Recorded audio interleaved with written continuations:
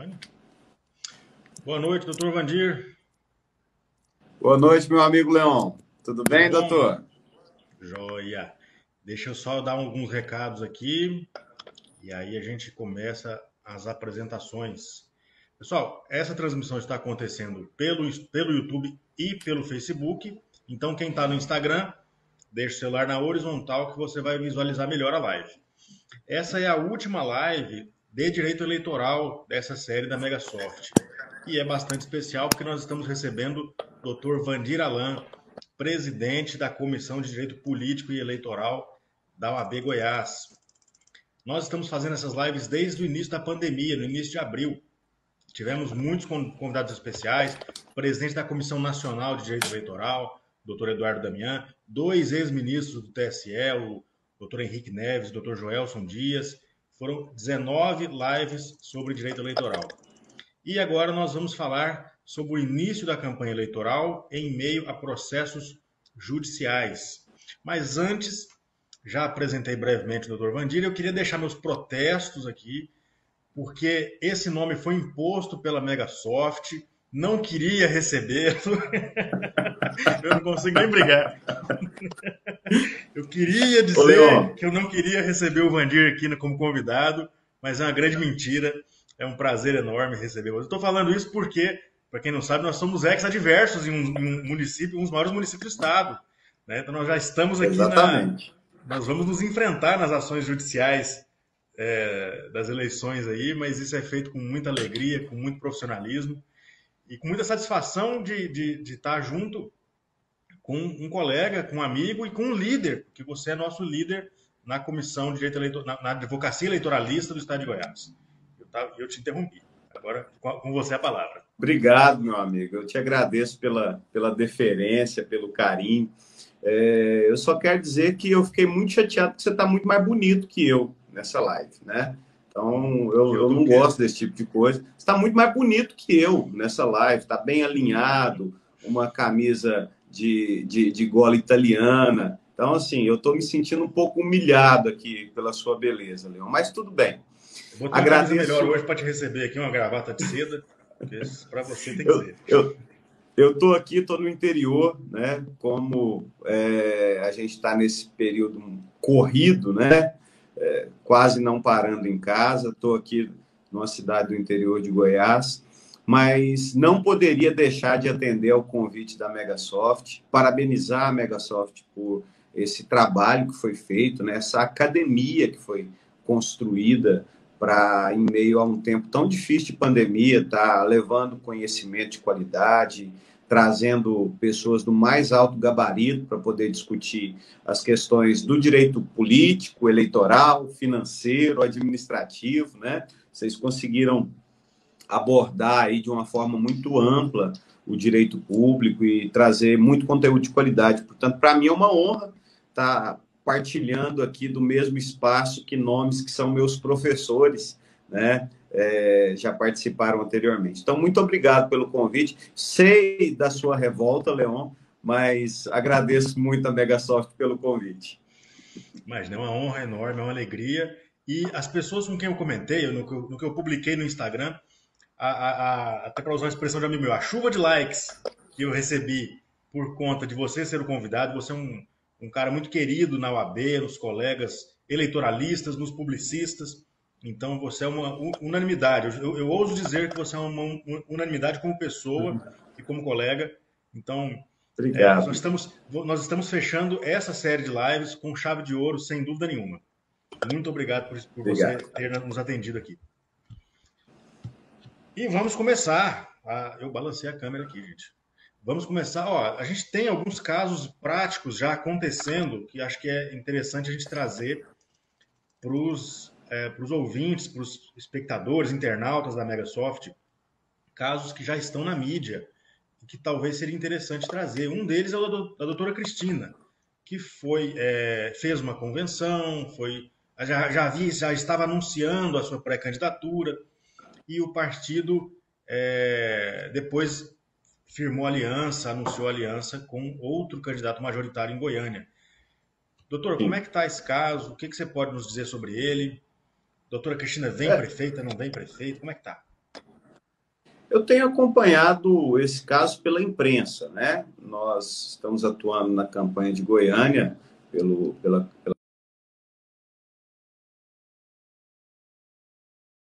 rival, mas temos acompanhado atentamente o desdobramento dessa situação. Inclusive, logo quando aconteceu o fato, Leão, eu dei uma entrevista no Jornal Popular e pontuei ali o que seria a minha opinião. Minha opinião é no sentido de que, caso ela tenha sido escolhida em convenção e ela consiga comprovar essa escolha em convenção, ela tem o direito ao registro de candidatura. Caso o partido político descumpra isso ou queira modificar isso, que é legítimo, né? O órgão superior pode sim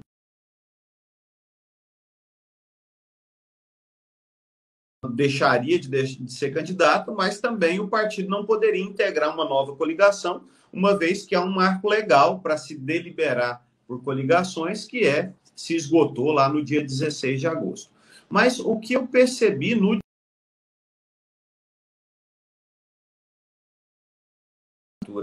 do prefeito Maguito, o deferimento do DRAP dele, que saiu agora, não sei se foi hoje ou se foi ontem, ela não conseguiu lograr êxito em comprovar a sua escolha em convenção, né? Então, isso é uma questão documental, por óbvio, né? A ata faria prova disso, a ata devidamente assinada faria prova disso, mas também poderia ser comprovado por outros meios. Aparentemente, não foi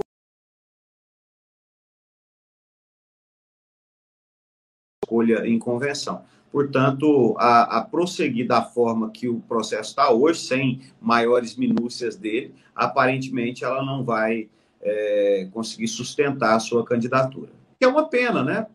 Não obstante, como eu disse, eu estar acompanhando a campanha do Virmontes Cruvinel e reputar nele uma pessoa da mais alta qualidade, eu entendo que pessoas do gabarito da doutora Cristina, elas enriquecem o debate eleitoral, enriquece a própria construção democrática para melhor escolha.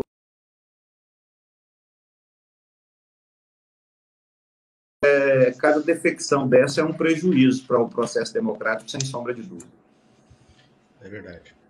E assim, a gente tem duas análises, né? A gente fala do aspecto político, a gente gosta que mais candidatos participem, mas a gente sempre analisa no aspecto técnico, que você colocou muito bem, né? Será que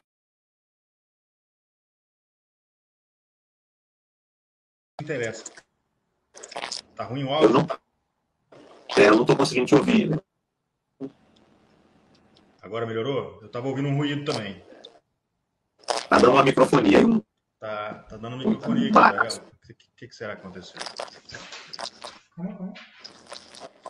Não é aqui, eu acho, hein? Deixa eu ver aqui.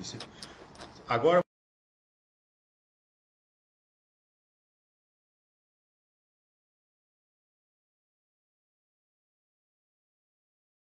Não, para mim também tá uma interferência no áudio aqui.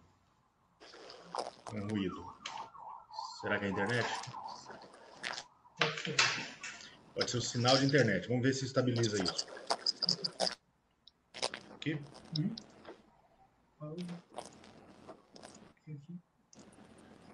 Foi o primeiro. Esse. E agora? Melhor? Agora pode falar. E agora? Muito ruim o áudio. Tô ouvindo um bagulho.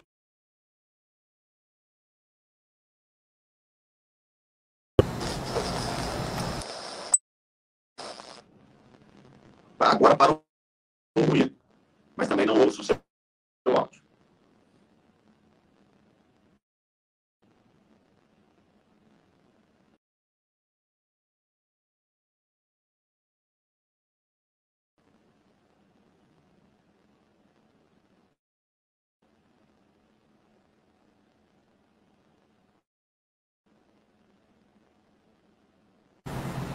Melhorou?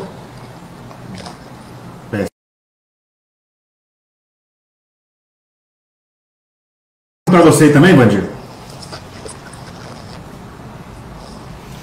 Vamos sair e entrar de novo? Não dá.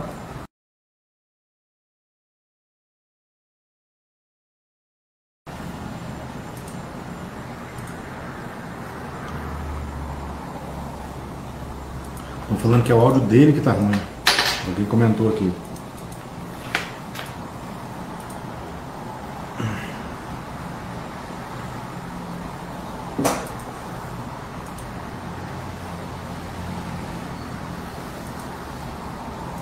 O Vandir saiu, né? Saiu? Você tem um cabo de outro cabo de internet? Não. Vai falando aí que tá. Nós estamos online aqui? É.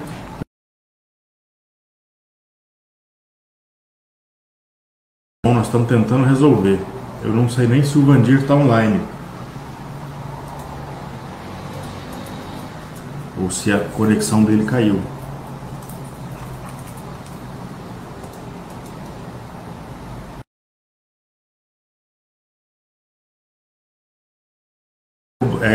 Cancelar a conexão e voltar porque não dá tecnicamente.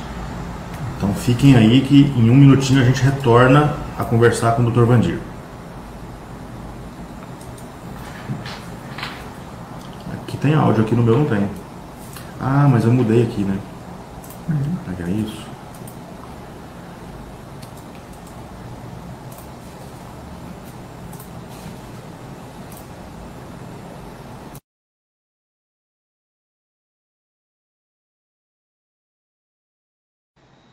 Não sei se é isso.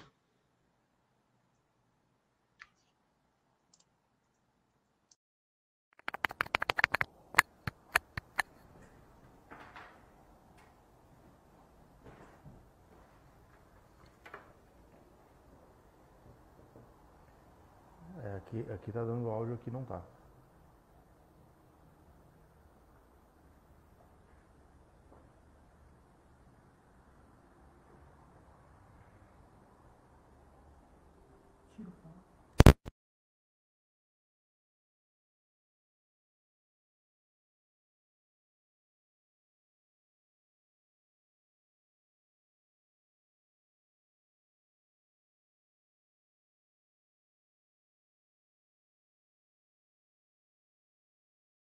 Ah, agora não, tava mute aqui.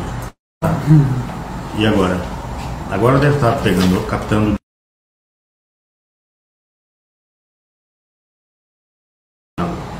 Doutor Vandir, vamos ver se agora estamos. Fala alguma coisa. Sim, tô te ouvindo bem melhor. Tá me ouvindo? Tá. Deixa eu ver o meu fone se ele vai ficar bom. Agora você me escuta? Sim. Não, te escuto bem também. Retornamos.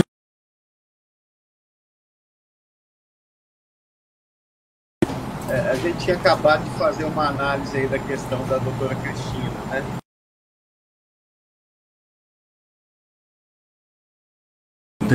Que estão rumorosos aqui no estado, que é o candidato Véter Martins, que desistiu da candidatura após solicitar o registro.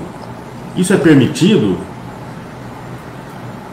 Sim, é uma possibilidade, né? Na verdade, o exercício do jus honoro, da capacidade eleitoral passiva, é voluntário, né? O cidadão é do partido renunciante, mas se ele não exercer essa preferência, qualquer um dos outros partidos do lugar tem a possibilidade de lançar esse candidato substituto. A realidade política de Aparecida, ela é muito peculiar, né? Nós temos uma convergência ali de quase 14, 13 partidos, não sei, na candidatura do atual prefeito Gustavo Mendanha. Então, eu acredito que as forças políticas elas foram se desmobilizando, né? Então, a própria situação do Véter, que é vice-prefeito atual, imagino que não viu muita viabilidade eleitoral e acabou desistindo da candidatura. O partido pode sim substituí-lo. Né? Certo. E nós temos uma pergunta aqui do Cláudio Rui, um parceiro aqui que sempre participa das lives da Megasoft, sempre com boas perguntas. Ele pergunta sobre a questão dos 10% do teto de gastos doado pelos candidatos e estimáveis. O autofinanciamento, né?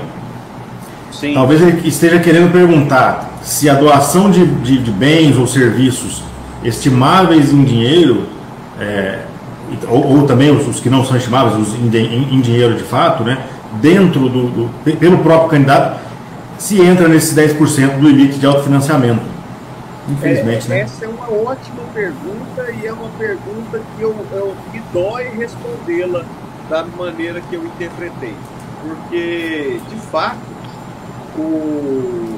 a possibilidade de doar bens próprios, né, até o valor de R$40 mil, que não inseriria naquele limite de 10% nem da receita e nem da possibilidade do candidato, ele não é acessível para o candidato. Então, o candidato, mesmo que ele tenha, vamos supor, um helicóptero, né, que o uso do helicóptero seria aí R$40 mil nesses 45 dias de campanha, o candidato ele não poderia doá-lo excedendo o limite de 10% do limite de gasto estabelecido daquela candidatura, porque seria uma burla a esse limite absoluto que a resolução estabeleceu, que é que os recursos próprios aplicados pelos candidatos ficam restritos a 10% do total de gasto previsto para aquela campanha.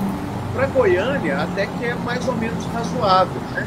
Nós temos aí um limite de gasto de 600 e poucos mil reais, o candidato pode aplicar como recurso próprio até R$60 mil. Mas para a maioria das cidades do interior, esse ficou muito complicado. Acho que o valor você pensou de uma forma e falou de outra, porque Goiânia é 6 milhões e pouquinho, então o limite de autofinanciamento seriam 600 mil. Não, é para vereador, né? Pra vereador, tá pensando para vereador, tá. Eu pensei na majoritária. Porque acho que é tá. 600 e alguma coisa. E aí já é razoável, né? Mas realmente para o interior o limite fica mínimo, né? Não, de autofinanciamento. Nós temos uma cidade, eu não vou citar o nome, mas nós temos uma cidade do sudoeste goiano, uma cidade de 70 mil habitantes, quase 40 mil eleitores, onde o limite de gasto para vereador é R$20 mil. É impossível fazer uma campanha de vereador com R$20 mil.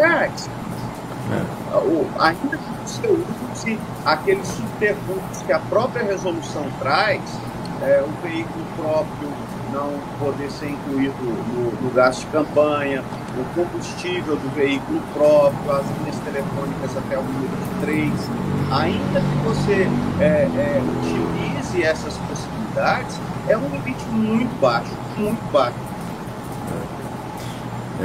Impede muito o candidato de investir na própria campanha, e mesmo em valores módicos. Não passou muito daquela questão de impedir que candidatos muito ricos se autofinanciem, causando um desequilíbrio no pleito. Então, essa regra talvez tenha que ser revista em algum momento, tornar um pouquinho mais flexível, né?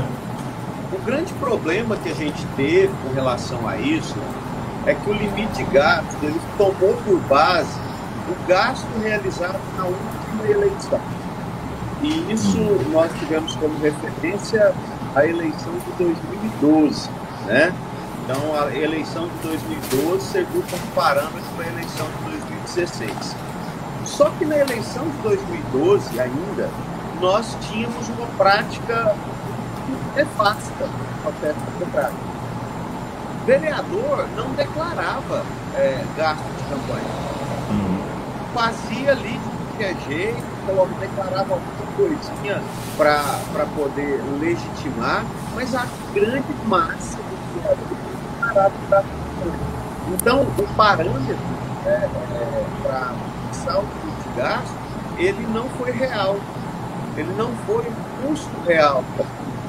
Ele foi subestimado, né? Extremamente subestimado. E aí a gente teve esse tipo de distorção. Então, talvez um limite de gasto proporcional ao eleitorado ele fosse mais apropriado.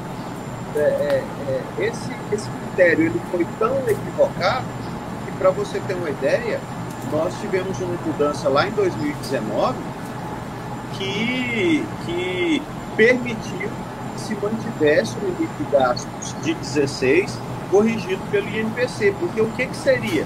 Seria 70% do limite 16, ou seja, era para ser menor ainda. A partir do momento que você tem um limite absoluto, em valores absolutos de gasto, você já tem como definir claramente o que é abuso do poder econômico, né? Então, para que esse limite ele seja efetivo para aquilo que se propõe, que é coibir o abuso de poder econômico, ele precisa refletir uma realidade de campanha, coisa que a gente não tem hoje. É verdade. E o pessoal acha que campanha tem muito dinheiro, né? Mas se você for considerar, até os 2 bilhões, o pessoal fala, 2 bilhões no fundo eleitoral, é muito, são 5.500 municípios, 5.500 e tantos municípios. Se você for, eu fiz essa conta esse dia para trás, deu valores módicos. Se você for pensar que acho que era 300 mil reais para cada cidade, não é para cada candidatura. Então ali você tem 3, 4, 5 candidatos a prefeito, às vezes 300 candidatos a vereador, dependendo da cidade. Ou seja, sai centavos para cada um se houvesse uma divisão para cada um. A grande maioria não vê dinheiro público nas campanhas, vem de doações ou do autofinanciamento. Então, isso aí vai precisar passar, né, por uma adequação em algum momento, penso. O ministro Marco Aurélio tem uma expressão que ela, para mim, ela diz muito, ela é muito apropriada. Ele fala o seguinte, que a democracia tem um preço, e esse preço é um ódio. E a sociedade precisa escolher quem vai pagar esse preço. Se os cofres públicos, se o financiamento privado. A partir do momento que a sociedade, os deputados, entendem que uma parte do financiamento eleitoral deve ser feito com recurso público, esse preço é módico. Muito mais caro seria a gente ter um processo eleitoral completamente financiado pela iniciativa privada, onde os grupos econômicos iriam pautar as eleições, né? Eu acho que você tem que ter uma flexibilidade para que a empresa possa doar. Sim, eu não vejo problema que a empresa doe. Agora, não pode deixar a empresa doar 2% do faturamento dela, que o mercadinho da esquina pode doar R$200 e a JBS pode doar 200 milhões de reais. Isso é uma forma abusiva e perniciosa de financiar as eleições. Você estabelece que uma empresa ela possa doar até R$2.000 para vereador, R$20.000 para prefeito, é uma forma de permitir que aqueles que participam do processo econômico também participem do processo democrático. Então, eu tenho uma posição muito própria de ser contra essa vedação absoluta de financiamento por parte das pessoas jurídicas, porque acabou empurrando a conta para os cofres públicos. E aí a cidadania acaba reclamando disso. Mas para reclamar tem que propor uma alternativa. Eu acho que uma alternativa seria o financiamento feito por pessoas jurídicas, mas com limites globais, independente do tamanho da empresa. Eu acho que essa seria a forma mais apropriada de fazer. É verdade. Não, e nessa seara a gente poderia passar a noite discutindo aqui. Eu vou passar de assunto para que a gente fale de assunto de temas mais urgentes no direito eleitoral. Há uma questão muito importante que é a pandemia. A gente vem falando disso em quase todas as lives, entra nesse assunto, e agora a gente já está se deparando com os efeitos práticos da pandemia nas eleições, né? Nós já estamos vendo algumas campanhas bem mais restritas, pouquíssima campanha de rua e inclusive regras mais rígidas feitas. Inclusive, podemos comentar aquele caso dessa semana? O que você acha? Que a gente participou junto daquela audiência. Eu acho que é bacana aquela história, né? Bacana. Então pode comentar, a palavra está com você. Nós tivemos, foi na segunda ou na terça? Foi na segunda-feira. Na segunda-feira, né? Uhum. Nós tivemos uma audiência em Anápolis, onde foram convocados todas as coligações e partidos que concorrem ao pleito. O Ministério Público entrou com ação de obrigação de fazer para que os candidatos e partidos observassem as disposições lá da nota técnica 14 da Secretaria Estadual de Saúde, que limita os atos de propaganda eleitoral. Então foi proposta essa ação, o doutor Carlos Limões, de maneira magistral, né? Ele conduziu ali essa audiência de modo a construir um acordo para que todos os partidos aderissem ali àquelas disposições, restringindo, limitando reuniões com mais de 10 pessoas, eventos em geral com mais de 10 pessoas.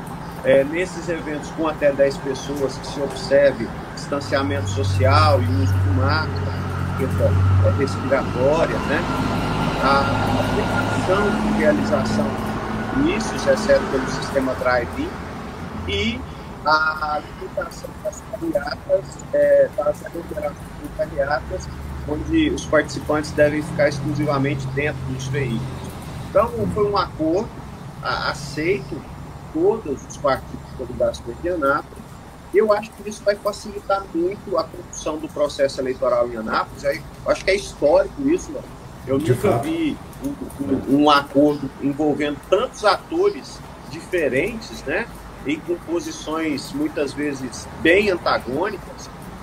Você estava lá representando uma coligação, eu estava representando outra, e ao cabo a gente conseguiu construir esse acordo aí, que eu acho que atende ao bem maior, que é a vida, né? Eu acho que a preservação da vida nesse momento eleitoral, ela suplanta qualquer vontade individual de fazer propaganda. Só que isso traz o seu ônus, né? Nós teremos um ônus do contato, da ausência, da limitação do contato direto do candidato com o eleitor. Nós teremos o ônus do candidato não conseguir fazer eventos maiores, trazendo a população de maneira mais massificada, né? O que acaba por limitar um pouco a comunicação. Mas nós abrimos mão de visitar nossos avós, nós abrimos mão de viajar, nós abrimos mão de frequentar um restaurante, tudo por conta dessa pandemia, né? No processo eleitoral não poderia ser diferente. Então, já impactou sobremaneira aí os atos de propaganda eleitoral, né? Não, eu te confesso que eu entrei naquela audiência com a absoluta convicção que não ia dar acordo. Era uma audiência de conciliação, eu falei, não vai dar acordo, mas de jeito nenhum. Mais de uma dezena de agentes ali, representantes de partidos ali, eu falei, não vai dar acordo. São interesses muito diferentes, visões de mundo. Não dá acordo entre grupo de amigos, né, sobre um tema relativo à pandemia, quiçá com partidos com interesses antagônicos, uma rivalidade muitas vezes forte, né? Eu falei, não vai dar acordo. Entramos e ali teve alguma resistência de pouquíssimos e foi confluindo para uma conciliação de fato que é histórico mesmo. Ali foi falado, o Dr. Carlos de Monge mencionou isso e é verdade. Um acordo histórico de restringir campanha eleitoral em favor de evitar o contágio, de fazer uma campanha mais segura para todos, né? Realmente é uma demonstração de bom senso de todos os envolvidos ali. Tem maturidade, compromisso com a vida. Tem uma cidade que eu estou atuando e teve um adesivaço, e nesse adesivaço o candidato a prefeito e o candidato a vice caíram pelo nome. Agora você imagina, né? Assim, por sorte, não sei por qual razão, né? Mas o pessoal não teve nenhum sintoma mais grave. Mas o próprio candidato ele acaba por se expor, né? Indo para esses eventos com aglomeração. Então, nós precisamos optar pelo eletrônico, pelo digital, ser inovador e usar aquilo que a tecnologia nos possibilita. Para dar um exemplo muito claro do que pode acontecer, o debate do Trump lá nos Estados Unidos com o Biden, né? Ele foi testado positivo, acho que menos de 72 horas depois do debate que ele realizou, e aí ontem teve o debate dos vices de ambos, e aí o Trump acho que passou meio mal lá, não ficou legal não. Agora está recuperado, mas passou uns dias ruins. E agora teve o debate ontem à noite dos vices, com uma preocupação enorme entre eles de fazer de forma diferente, colocaram um tapume de acrílico, ou seja, não é só aqui essa preocupação, eles estão em eleição lá, uma eleição completamente diferente do Brasil, mas também há esse risco, então acho que essa preocupação vai perpassar todas as campanhas e além da política, que é muito importante, a vida é mais importante, né? Não é questão de colocar não é questão de não fazer eleição, como se chegaram a sugerir absurdamente lá pelo meio do ano, mas de fazer eleição de uma forma diferente, fora da curva, completamente atípica, mas realizar de uma forma um pouco mais segura para todos, né? Para os candidatos e para os eleitores, né? Só tem uma coisa que não mudou, Léo, nossa correria. Nossa correria não mudou. Agora nossa correria às vezes é eletrônica, virtual, né? E por sorte nossos processos agora são todos PJE. Não sei se é sorte, que aquele PJE dá um trabalho do caramba, mas não tem contribui. Comparação, Léo. Hoje eu estive no cartório eleitoral e manuseei um processo físico.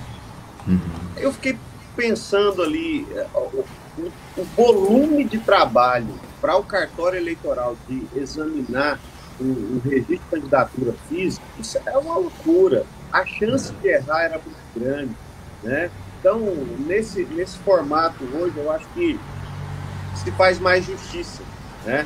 Porque muitas injustiças podiam ser cometidas ali na análise daquele monte de papel. E agora você imagina, com o coronavírus, está manuseando papel, cartório eleitoral manuseando papel, ia ser impossível fazer isso. Então, eu prefiro os percalços do PJE. É verdade. Não, toda aquela força de trabalho para você processar papel agora vai estar voltada para a análise dos autos. Então isso é produtivo, né? Eficiência, com certeza. Ó, deixa eu mandar um abraço para o Leandro Coutinho, para o Cláudio Rui, para o Marcos Roberto, que foi nosso convidado aqui, também o professor Marcos Roberto. O Leandro Coutinho está fazendo aniversário hoje, mandar um abraço para ele. Então, todo mundo aí, ele não tem abraço, aliás, tem que ser virtual esse ano, mas ele nos deve um churrasco ano que vem. Agora é assim, né? Mas ele fica devendo churrasco pro ano que vem, o Leandro, viu? E aí uma charutada também, que a gente tem que fumar um charuto. Um abraço também aqui pro doutor Heráclito, lá de Jataí, uma grande referência, um ótimo advogado ali de Jataí, está atuando também no direito eleitoral agora. Um grande abraço, doutor Heráclito. Bacana, nós temos muitos colegas aí que com certeza estão assistindo. Essa forma de fazer é que a gente não vê todo mundo. Então, quem a gente não está mandando abraço, gente, me desculpem, mas se sintam abraçados, porque eu não estou vendo a tela aqui. Que assuntos mais nós temos aqui? Nós temos vários, mas deixa eu escolher os mais importantes. Foi perguntado também em outro momento sobre a situação do Dr. George de Anápolis. Você sabe alguma coisa sobre esse caso dele? É de Trindade. Eu estou com Anápolis na cabeça por conta dos problemas de lá. Mas de Trindade, Dr. George, que foi prefeito lá, 8 anos, ficou inelegível, né? Eu não sei particularmente a situação dele hoje. Você está acompanhando? Ou soube de alguma coisa? Eu sei um pouco por alto que é um julgamento de contas pelo TCU, né? Nosso amigo Bruno Pena, que representa ele lá, representa com maestria, Dr. Bruno também, um grande advogado eleitoralista. Eu li uma entrevista dele, não lembro em qual jornal, onde ele pontuava ali que a inelegibilidade, não haveria mais a incidência dessa inelegibilidade por conta do transcurso do prazo, né? Não tem o desdobramento, mas essas informações do julgamento de contas, elas têm sido muito equivocadas em algumas situações, né? Porque existe a necessidade de cumulatividade de requisitos para que a desaprovação de contas ela gere a inelegibilidade. Você tem que ter ato penhoso, você tem que ter enriquecimento ilícito, você tem que ter dano ao erário. Então, sem essa cumulatividade, o mero desaprovar de contas ele não gera automaticamente a inelegibilidade. Então, eu não sei como que ficou o desdobramento. Eu acho que sequer foi julgado ainda o pedido de registro dele, né? Mas, a depender das circunstâncias, se for da forma que o Dr. Bruno colocou ali, que já não haveria mais a incidência da hipótese, né? Então, acredito que ele não terá maiores problemas de registrar. Eu tenho certeza que ele fez uma análise prévia de risco jurídico também, porque se lançar numa candidatura tão grande e muito disputada, né, como é Trindade, primeiramente ele iria fazer uma análise de risco jurídico. Tá sendo perguntado aqui se ele deve manter a candidatura. Essa é uma análise muito pessoal, né?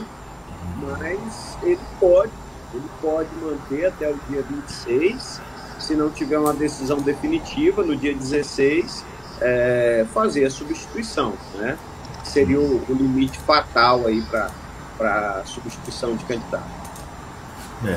Muito bem colocada a questão, né, de a mera desaprovação de contas, ou mesmo um processo de improbidade, uma condenação por improbidade, não importa necessariamente na inelegibilidade. Ela tem que preencher um rol de requisitos lá da lei da ficha limpa, a famigerada lei da ficha limpa, que eu particularmente acho extremamente mal redigida, mal feita, uma lei que eu tenho bastante crítica em relação a ela, mas ainda assim ela tem requisitos objetivos que têm que ser preenchidos para que se chegue na inelegibilidade, né?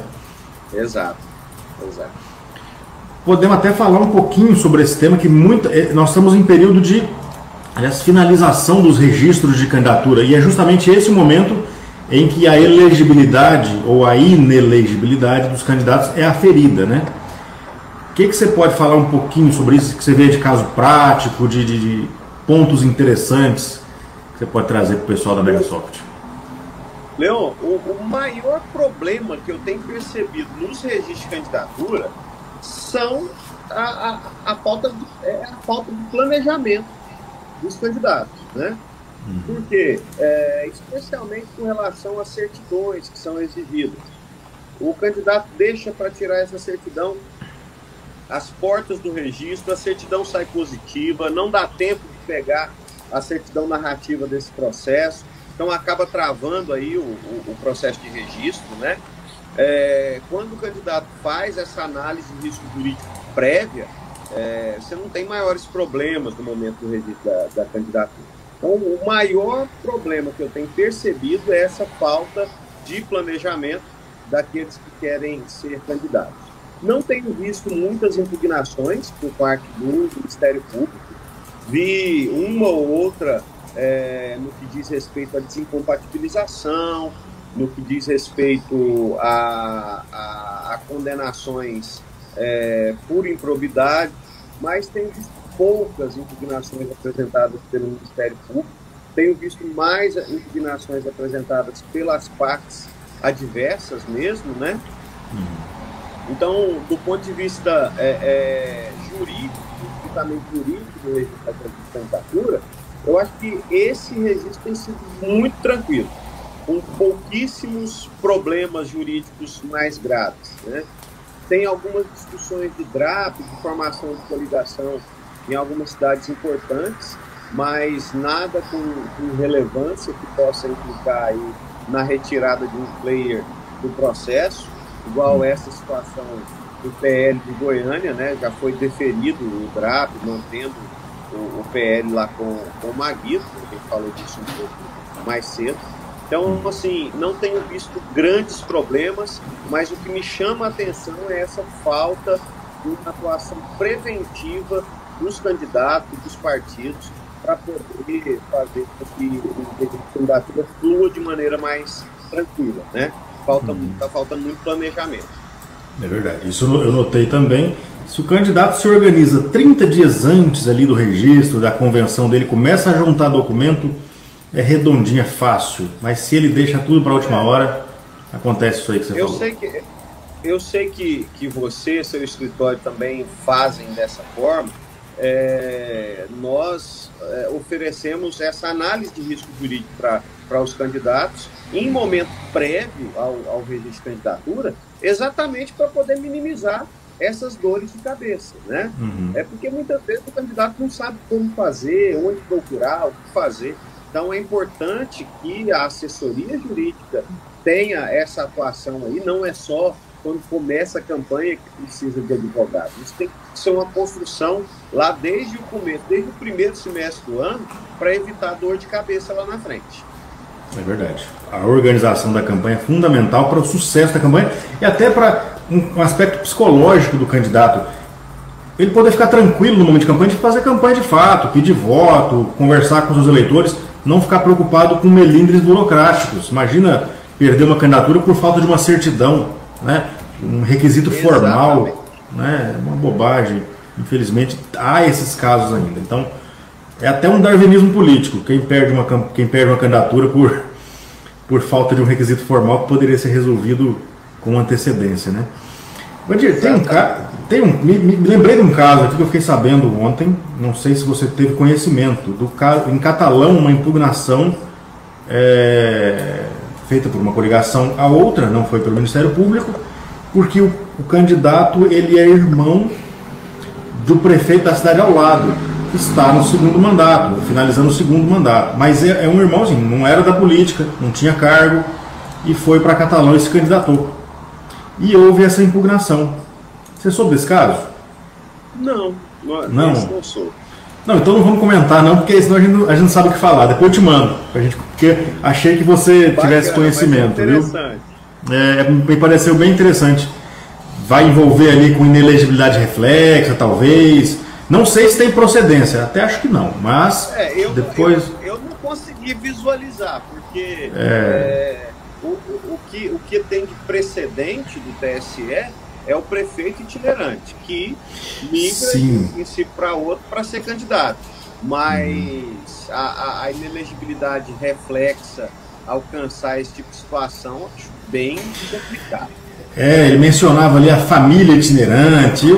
Eu achei uma criação nova, não sei se pega. Mas eu também não li a ação inteira, não li a peça inteira, não. Era um colega nosso, famoso.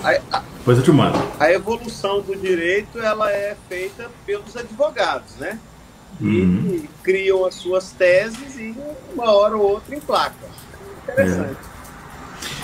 Tem uma questão nova, tem duas questões, uma nem tão nova assim e uma mais recente, que está deixando muita gente com dúvida, que é em relação às cotas de gênero, que não é tão nova, mas ainda dá muito problema, dá muito trabalho, e as cotas raciais. Não é cota racial exatamente, né? É uma divisão ali que estão tentando emplacar. Queria saber a sua posição sobre isso. Vamos falar da racial primeiro, que é muita novidade. Está chegando agora essa questão.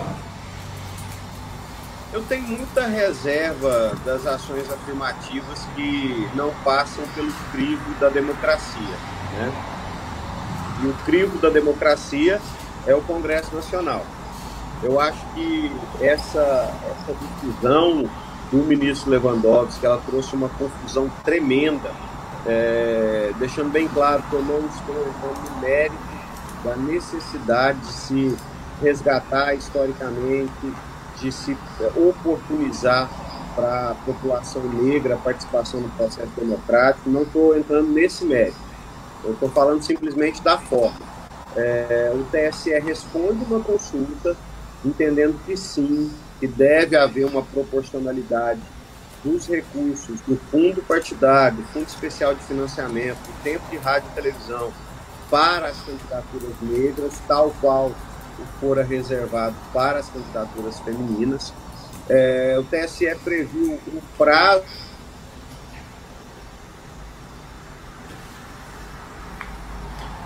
Eu estou sem escutar ele. Voltou. Voltou? Não, fiquei sem escutar um minutinho, mas voltou. Então, eu dizia que o TSE ele faz ele entende que é necessário, que é válido, que é importante, que haja proporcionalidade. Ele estipula a existência disso para as próximas eleições. E aí, no salvo STF, eliminaram o ministro Lewandowski, que disse que não, que já é para ser aplicado nessa eleição, às portas do processo eleitoral, trazendo uma dificuldade muito grande para os órgãos nacionais se organizarem para isso, né? Então eu acho que é muito perigoso esse tipo de alteração. Eu não vejo que ela vai trazer efetividade para o momento agora. Eu entendo que o Congresso Nacional precisa deglutir isso aí nos próximos 2 anos e aplicar na próxima eleição. Mas há uma ordem judicial que tem que ser cumprida pelos partidos. Exato. E eles vão ter muita dificuldade em fazer, a possibilidade de fraude pode ser muito grande, porque nós vimos aí gente da minha cor se declarando negro, né? Então, isso é bem complicado. Como é autodeclaratório, a não ser uma evidência de má fé muito grande, não vai ter sequer sanção para quem fez essa autodeclaração de raça, né? Mas eu também sou da sua opinião, achei intempestiva a decisão monocrática do ministro Lewandowski impondo essa divisão, quando já, acho que se não me engano, já estavam acontecendo as convenções e as deliberações sobre os recursos já haviam sido feitas pelos órgãos nacionais dos partidos. Então, cria um fato novo, lança uma grande confusão na distribuição dos recursos financeiros e também no planejamento das campanhas em relação ao tempo de TV e rádio, né? Sem entrar também no mérito da necessidade de políticas afirmativas, mas o ambiente para elas também, compartilho da sua opinião, Congresso Nacional, que tem que debater isso, né? Vamos ver. Temos uma pergunta aqui do Vila Henrique, lá no Instagram. Os contratos de assessoria jurídica e contábil podem ser feitos pelos partidos dos seus candidatos?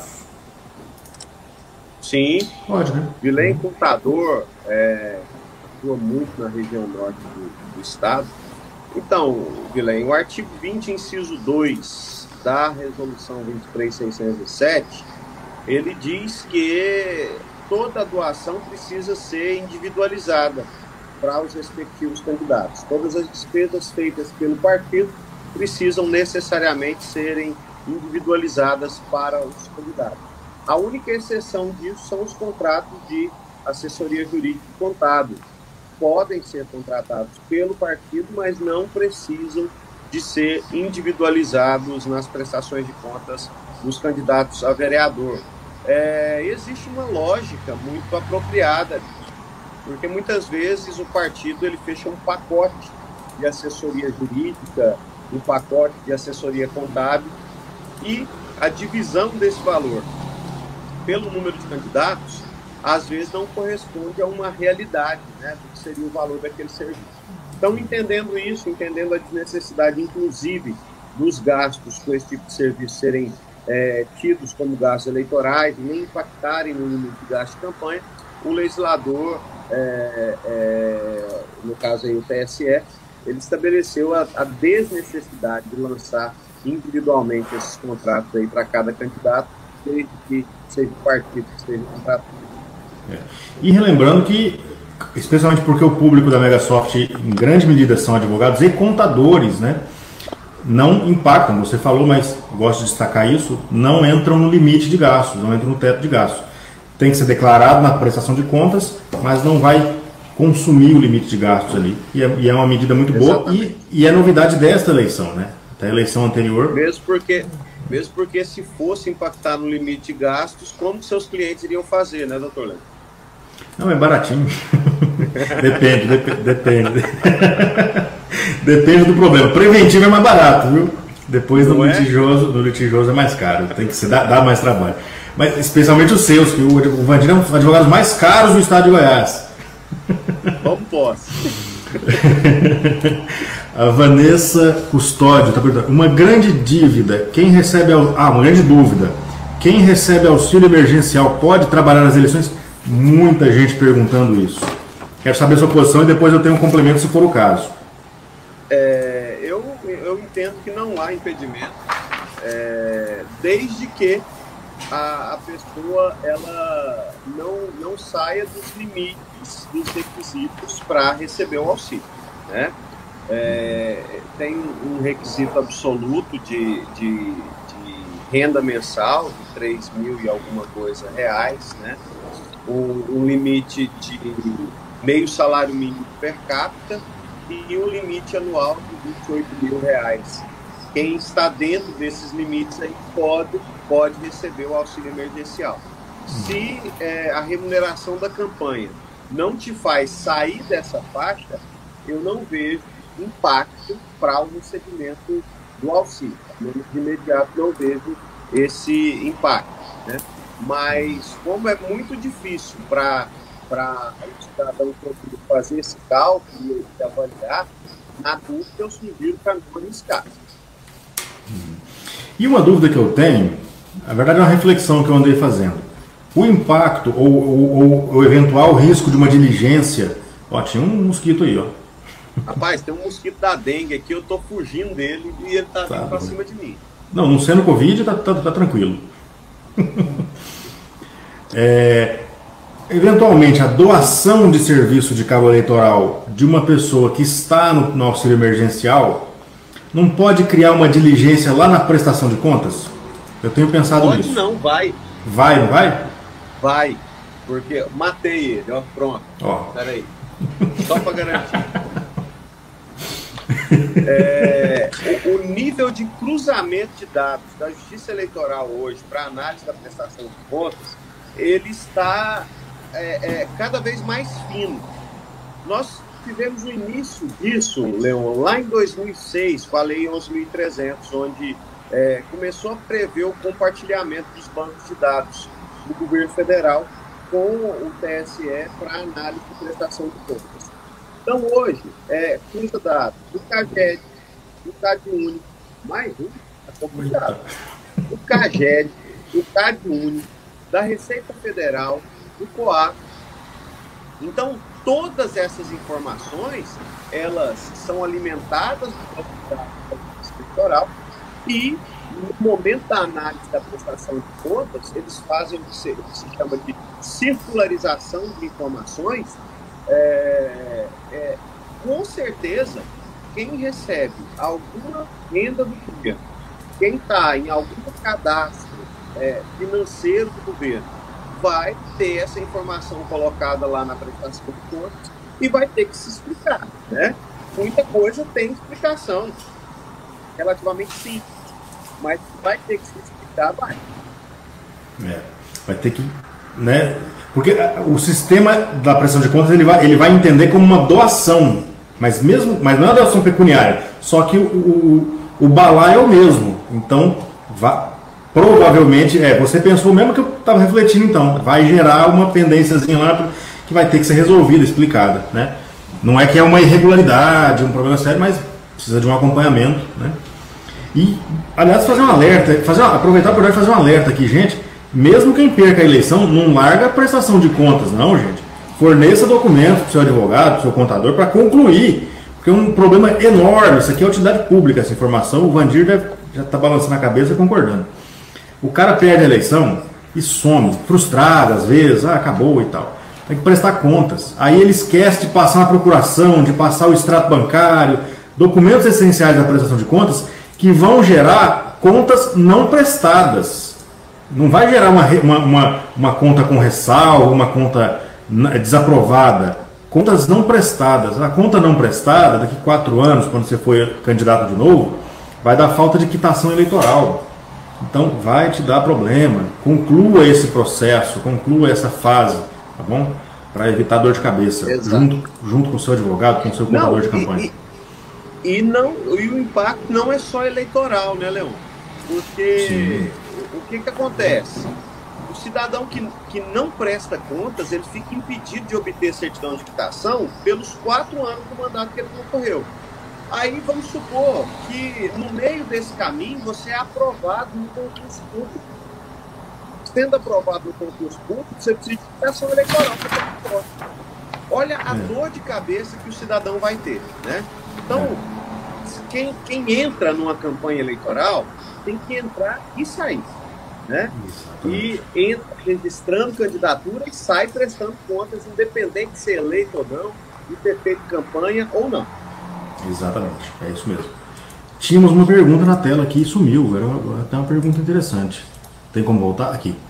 Julgamento de tomada de conta especial de ex-prefeito sobre contrapartida de convênio pode deixá-lo inelegível, mesmo que todas as contas foram aprovadas pelo Legislativo? Pode. Depende. Pode em tese, depende. É muito difícil responder. Não quer dizer que vai, pode. Quem tomou essas contas? Foi o TCM, foi o TCU, foi o TCE?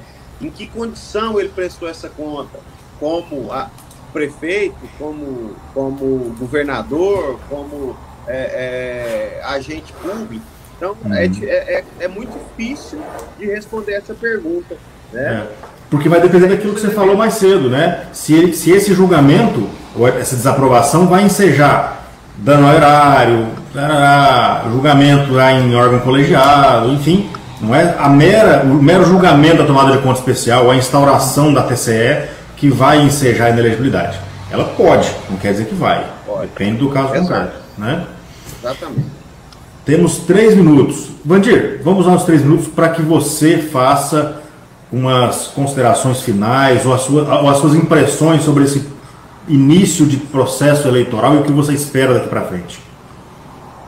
Meu amigo, nós começamos de maneira muito tensa, né? Especialmente com relação à questão dos bancos, da abertura de contas dos candidatos. A OAB teve uma atuação muito incisiva com relação a isso, pedindo ao TRE que intervisse, e o presidente desembargador Leandro Crispim foi muito sensível a isso, já expediu uma notificação para os bancos. Eu me preocupo muito quando as estruturas que não são diretamente ligadas às eleições, mas afetam as eleições, não se comprometem da maneira que precisam com o processo eleitoral. E os bancos, eles pecaram muito nesse começo de campanha. Eu espero que a gente consiga prosseguir de maneira mais adequada, amena e com a consciência da necessidade de bem realizar uma eleição daqui para frente, com todos os atores envolvidos. Eu espero que os mesários compareçam ao trabalho de votação, os candidatos se comprometam com a preservação da vida e da saúde pública nesse processo de campanha eleitoral. Então, tenho essas expectativas e, sobretudo, que a gente possa realizar a eleição possível sem nenhum comprometimento com a nossa democracia, né? Então, essa é a nossa expectativa e a nossa esperança e o nosso trabalho diário, né? Porque, como advogados, a gente exerce função pública relevante. Nós temos um ônus público com a atividade que a gente executa de ser anteparo, né? Antes da justiça vem o advogado tentando conciliar, construir, evitar maiores problemas, e que a advocacia eleitoralista tem um grande compromisso com isso. A gente observa ao longo das eleições aí a importância da nossa participação no processo. Então,